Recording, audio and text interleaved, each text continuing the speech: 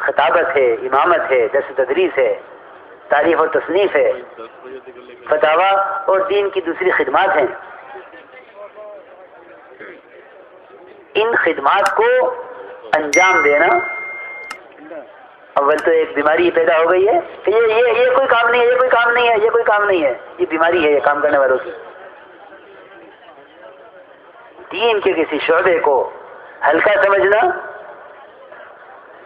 یا اس کی افادیت کو کم سمجھنا، میرے نزدیک تو مدارس اور دینی شعبے یہ دعوت کی سب سے بڑی آمدنی اور دعوت کی پونجی ہے، جس کو آدمی محنت سے کما کر حفاظت سے رکھتا ہے۔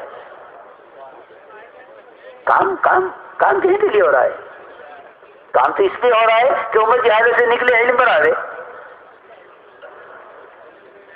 یہ کون سا کام ہے کہ جس میں نہ علم کی اہمیت ہے نہ علماء کی اہمیت ہے؟ یہ کون سا کام ہے؟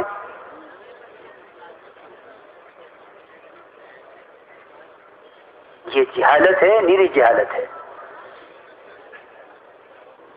نکلنا سب کو ہے، لیکن اللہ فرما رہے ہیں قرآن میں کہ سب ایک بار کی نہ نکلیں۔ اللہ خود فرما رہے ہیں سب کے سب ایک بار کی نہ نکلیں۔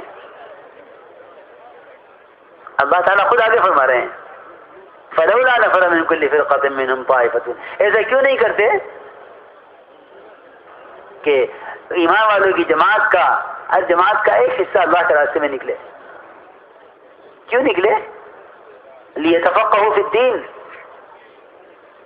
یہاں یہ سمجھ لینا کہ صحابہ کے خروج کے فضائل تو قتال کے فضائل ہیں، اور خروج کی آیتیں تو قتال کی آیتیں ہیں، اور یہ تبلیغ والے قتال کی آیتوں کو تبلیغ میں استعمال کرتے ہیں۔ میرے نزدیک تو خروج اصل ہے اور قتال انتہائی جہاد ہے۔ اکثر غزوات میں قتال ہو ہی نہیں ہے۔ جو چیز عارض ہے اس پر مستقل کے فضائل کیسے محمول کیے جا سکتے ہیں؟ یہ فضائل خروج کے ہیں۔ ہاں بے شک یہ وقت ہی آیا کہ اللہ کے راستے میں جان دینے کا وقت آیا، صحابہ نے جانے بھی دیے، لیکن جو احکام کو قائم کرنے سے جان چرائے وہ اسلام پر جان دینے کی صلاحیت کیسے پیدا کر لے گا؟ جو کچھ یہ کر سکتا ہے جب اس سے جان چرا رہا ہے، تو جو چیز اس کی وسعت سے، اس کی قدرت سے باہر کی ہے، یہ اسے کیسے کر لے گا؟ اس لیے یہ بات یاد رکھو کہ جو صحابہ کے خروج کے فضائل ہیں وہ ہمارے خروج کے فضائل ہیں، اور صحابہ قیامت تک کے لیے ہیں۔ صحابہ کے زمانے کے لیے نہیں ہیں، صحابہ قیامت تک کے لیے۔ میں نے تو بات یہ سے شروع کی تھی، امام علی کا قول شروع میں عرض کر دیا تھا کہ اس امت کے بعد والے سدھر نہیں سکتے جب تک امت والے اگر جو پہلو نہیں کیا ہے۔ اللہ فرما رہے ہیں قرآن میں، کیوں نکلے اللہ کے راستے میں؟ لِيَتَفَقَّهُوا فِي الدِّينِ، تاکہ یہ اپنے دین میں سمجھ پیدا کریں، اور وَلْيُنذِرُوا قَوْمَهُمْ إِذَا رَجَعُوا إِلَيْهِمْ، اور واپس آ کر ڈرائیں مقامی لوگوں کو تاکہ ان کے اندر بھی ڈر پیدا ہو۔ اس کا مطلب یہ ہے کہ واپس آ کر مقامی لوگوں کو ڈرانا جب مؤثر ہوگا جب تم خود نکل کر ماننے والوں پر اللہ کے کیا انعامات ہیں، نہ ماننے والوں پر اللہ تعالیٰ کی طرف سے کیا حالات اور کیا لعنتیں ہیں، ان کا مشاہدہ کرو اللہ کے راستے میں نکل کر، اور واپس آ کر سے مقامی لوگوں کو ڈراؤ لعلہم یحذرون، تاکہ ان کے اندر بھی ڈر پیدا ہو۔ یہ میں پوری قرآن کی آیت کا ترجمہ کر رہا ہوں۔ یہ خروج کا مقصد بتایا۔ اس لیے میرے محترم دوستو، ذرا عقل سمجھ کو استعمال کرو۔ یہ خروج کا مقصد بتلایا ہے، اللہ کے راستے کا نفر اس کی تحذیر کو مؤثر بناوے گا۔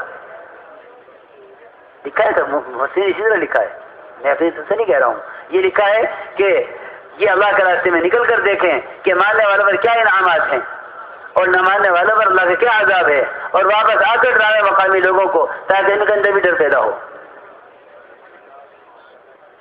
اس اس لیے نقل و حرکت بذات خود مقصود ہے.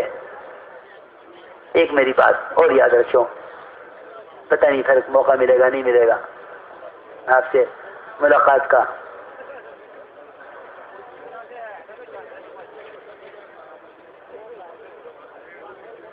ایک ایسا ایک مزاج بن گیا کام کرنے والوں کا کہ بھئی یہ کلمہ نماز سیکھنے کی ایک تحریک ہے. بھئی ٹھیک ہے، مدرسے میں نہیں سیکھا، مسجد میں نہیں سیکھا، مکتب میں نہیں سیکھا، تو تبلیغ میں نکل کے سیکھ لو.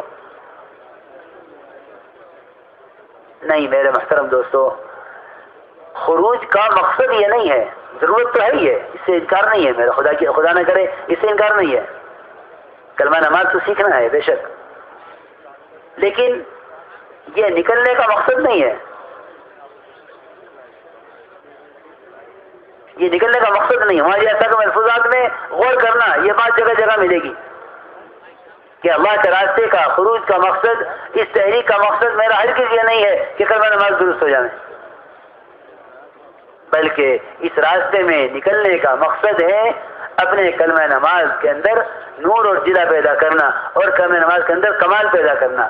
دعوت ایمان اور اعمال کی تکمیل کے لیے ہے. یہ اللہ کے راستے کا نفر و خروج، اس راستے کے مجاہدے، یہ ایمان اور اعمال میں کمال تک پہنچنے کے لیے ہیں. مولانا صاحب کا تو خط بھی ہے جو سوانے میں چھپا ہوا ہے، اس میں بھی لکھا ہوا ہے کہ لوگ اس کام کو کلمہ نماز ٹھیک کرنے کی تحریک سمجھتے ہیں، اس لیے اہمیت نہیں دیتے کہ بھئی کلمہ نماز سیکھنا ہے اس کے تو تبلیغ قرار بھی سیکھ سکتے ہیں. خروج کا جو مقصد ہے اور اس میں تکرار اور استمرار ہے، یعنی بار بار نکلو. کیوں کہ اپنے مقام پر رہ کر جو اعمال کے اندر ضعف آیا ہے اور جو ایمان کے اندر ضعف آیا ہے، اس میں کمال پیدا کرنے کے لیے اللہ کے راستے میں نکلو. اس لیے میں نے ایک بات عرض کی تھی، آپ کو یاد ہوگی کہ کوئی کتنا بھی کسی خیر کی راہ میں خرچ کر لے، لیکن اللہ کے راستے میں خرچ کرنا نقل و حرکت پر اس کا کبھی متبادل نہیں ہو سکتا. کیونکہ واضح بات ہے، آدھے دن عبداللہ بن رواحہ جمعہ پڑھنے کے لیے ٹھہرے اور جماعت صبح روانہ ہو گئی، تو میں تم گئے نہیں؟ حج کیا، آپ کے ساتھ جمعہ پڑھ کے چلا جاؤں گا. آپ نے فرمایا کہ عبداللہ بن رواحہ، اگر ساری دنیا کا مال جو کچھ زمین میں اوپر سے نیچے ہے، یہ سب کا سب تم خیر کی راہ میں خرچ کر دو، اللہ کو راضی کرنے کے لیے خرچ کر دو. کیونکہ انفاق کہتے ہی اس کو ہے جو اللہ کی راہ میں خرچ کیا جائے اللہ کو راضی کرنے کے لیے. صبح نکلنے والی جماعت کی فضیلت حاصل نہیں کر سکتے. یہ تو واضح باتیں ہیں سمجھنے کے لیے. اس لیے اللہ کے راستے کا خروج اور نفر یہ مطلوب ہے، یہ مطلوب ہے اور مقصود ہے کہ بھائی آپ سب اس کے لیے تیار ہیں انشاءاللہ. ارادے کرو، نیتیں کرو، انشاءاللہ ہم اس کام کو مقصد بنا کر کریں گے اور اس کام کے ذریعے زندگیوں کو بدلیں گے. کیونکہ اصل تبدیلی مقصود ہے، تبدیلی مقصود ہے. اپنی روزانہ حالت دیکھا کرو. ہمارے لیے ایسا فرماتے تھے، اگر عصر کی نماز ظہر سے بہتر نہیں ہو رہی ہے تو یہ تنزلی پر ہے، ترقی پر نہیں ہے. اگر عصر کی نماز ظہر سے بہتر نہیں ہوئی تو یہ تنزلی پر ہے، ترقی پر نہیں ہے. اس لیے ارادے کرو